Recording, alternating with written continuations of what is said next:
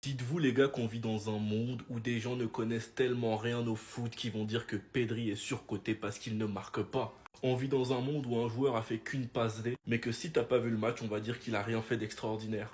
Avant de critiquer Pedri ou certains joueurs du Barça, ou de les comparer à n'importe qui, veuillez regarder nos matchs pour comprendre. Sinon, on n'avancera jamais dans les débats. Je viens sur cette application et je vous regarde droit dans les yeux et je n'ai pas peur de vous dire que Pedri est le meilleur milieu du monde.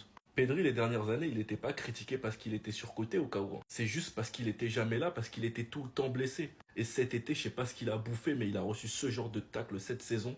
Zéro blessure. Pedri revient de tellement loin et je suis tellement fier de lui, surtout avec la saison qu'il est en train d'accomplir. Ça, c'est un petit match banal pour Pedri. 64 minutes jouées, 60 passes sur 65 précises, 5 sur 6 balles longues, une passe D, une grosse occasion créée, un dribble sur un réussi, 9 duels sur 10 gagnés au sol, 2 interceptions, 2 dégagements, 12 passes dans le dernier tiers, 3 récupérations et 4 fautes commises. Tout ça, c'est des trucs que vous pouvez pas voir si vous ne regardez pas les matchs. Mais dans le football d'aujourd'hui, si un joueur ne marque pas, peu importe son poste, bah, il est surcoté. Pedri est un magicien, faut le comprendre. Enfin bref, sinon vous les gars, vous en pensez quoi? Ramieux sur Snapper, ça, on s'ennuie.